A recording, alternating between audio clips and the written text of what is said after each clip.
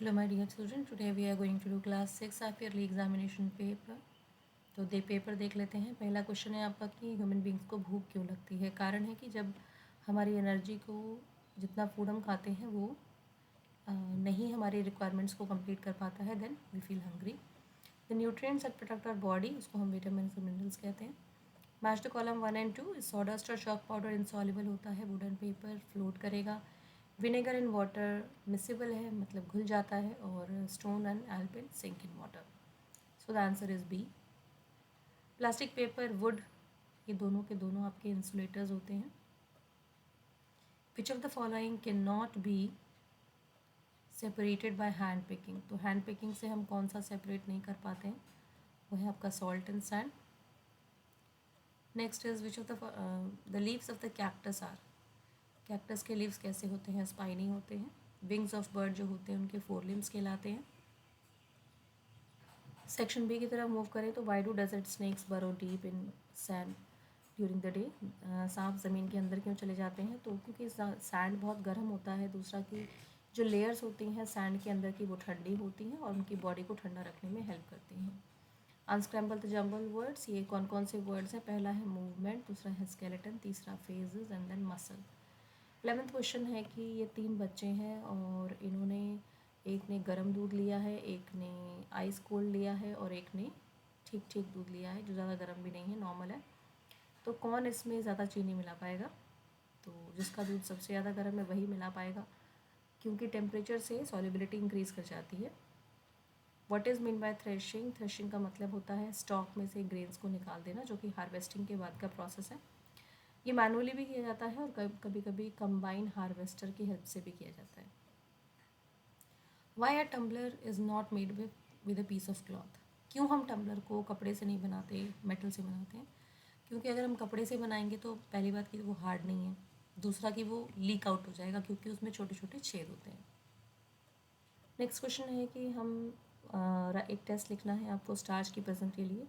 तो जो स्टार्च होता है उसका टेस्ट बहुत ही सिंपल है।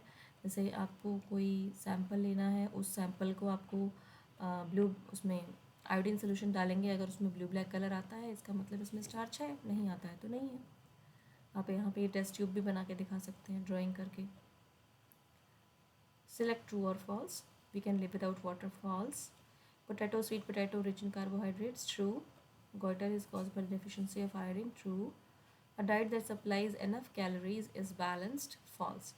Enough calories से डाइट बैलेंस नहीं होती है। कैलोरीज तो चाहिए ही चाहिए, साथ में सारे मिनरल्स और विटामिन भी चाहिए। इसलिए सिर्फ कैलोरीज ज़्यादा होने से हमारी डाइट बैलेंस है, we can not say this. Question 15 है why does our body needs nutritious food. 3 points आपको बताने हैं। We need nutrition to grow well, to stay away from diseases, to have energy to work, to complete growth and development. हमारी body growth and development कैसे करेगी अगर हमें food अच्छे से नहीं मिलेगा तो। डिफ्रेंशिएट अमंग ओपेक, ट्रांसलूशन, ट्रांसलेट, तो आप ऐसे करेंगे, इस तरह से बॉक्स बना के दिखा देंगे। और ट्रांसपेरेंट में we can see through it clearly, we can see through it partially, we can not see through it. Example लिख देंगे, the light pass through it completely, the light pass partially, the light can not pass. इस तरह से आप इसका जवाब लिख देंगे।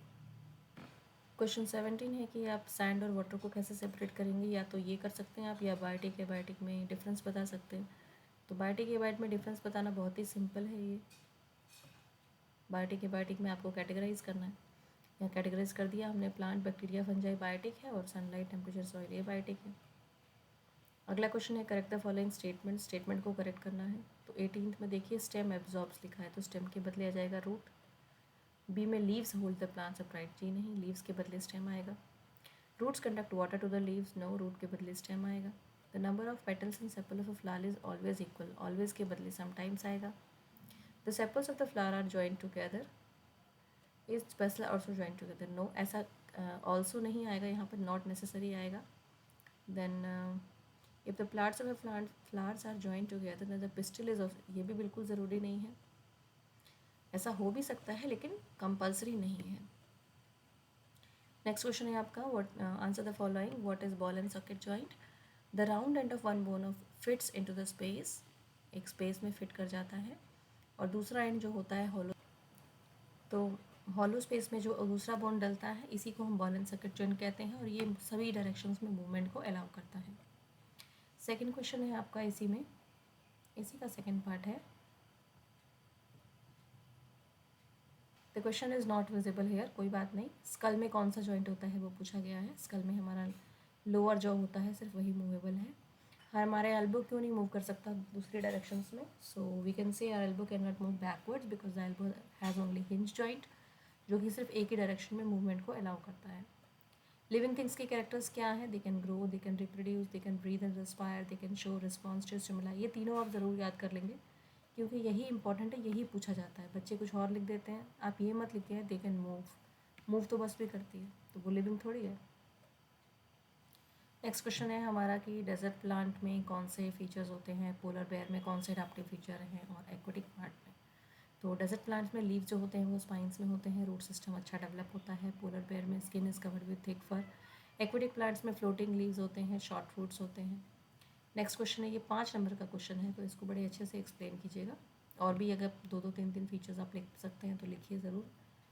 Draw the label diagram of any two, किसी दो का बोला है, मैंने आपको तीनों का दिखाया है। फ्लावर का डायग्राम पूछा है इन्होंने, दूसरा डायग्राम लेबल ज़रूर करेंगे। टाइप ऑफ फ्रूट का पूछा है, तीसरा इन्होंने वेनेशन पूछी है, कैसी कैसी वेनेशन होती है, तो आपको पता है जिनके पत्ते लंबे होते हैं उसमें पैरेलल वेनेशन होती है, और जिसके पत्ते छोटे होते हैं उनमें रेटिकुलेट वेनेशन होती है। तो आप देख सकते हैं पैरेलल और रेटिकुलेट वेनेशन कैसे ही। ऐसे ही आप टाइप्स ऑफ रूट्स भी आपको ड्रॉ करके दिखाना है। Tap root, adventitious roots, fibrous and true adventitious. आप 3 भी ड्रॉ करेंगे तो चल जाएगा।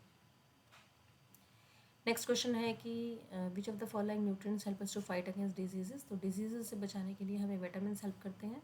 ओबेसिटी किसको कहा जाता है? तो ओबेसिटी एक कंडीशन है जिसमें इंसान इतना बल्की हो जाता है, फैट ज़्यादा खाने से इतना हैवी हो जाता है कि फिर उसे ओवरवेट कहते हैं हम, तो उसी को ओबीस कहा जाता है।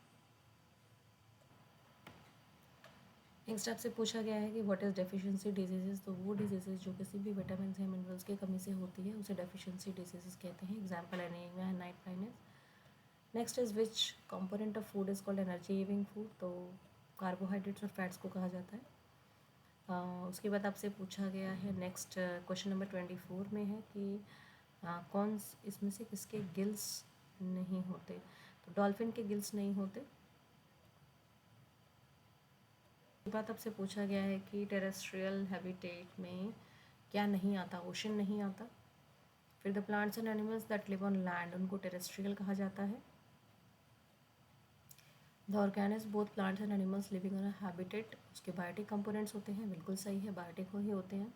आपका लास्ट क्वेश्चन है, पहले पैसेज को पढ़ना है आपको। 2 केस स्टडी वाले क्वेश्चन उसमें दे रखे हैं। तो पहला क्वेश्चन है कि फिल्ट्रेशन में हम क्या करते हैं। तो सी आपका आंसर है कि जो इनसॉल्युबल होता है उसको फिल्टर करके बाहर निकाल देते हैं। दूसरा आपसे पूछा गया है कि जब हम चाय को छानते हैं तो उसके पत्ते को छानने को क्या कहेंगे? फिल्ट्रेशन ही कहते हैं। सेडिमेंटेशन किसे कहा जाता है? तो सेडिमेंटेशन का मतलब होता है कि हैवी जो सॉलिड पार्टिकल्स होते हैं that settle down at the bottom of the vessel, that is called sedimentation.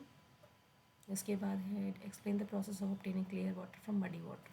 Muddy water से साफ़ पानी कैसे निकालेंगे? बड़ा ही सिंपल तरीका है, आप एक धागे में फिटकरी बांध लेंगे और जो मडी वाटर है उसको एक बर्तन में ले लेंगे। उस धागे में फिटकरी को बर्तन के अंदर गोल गोल घुमाएंगे इन अ सर्कुलर पाथ। तो उससे क्या होगा कि डस्ट पार्टिकल्स जो है वो सेटल हो जाएंगे बॉटल में, पानी साफ़ हो जाएगा। And the clear water can be transferred to another beaker. So this is all about the paper. Keep on writing and studying, keep on learning. Thank you.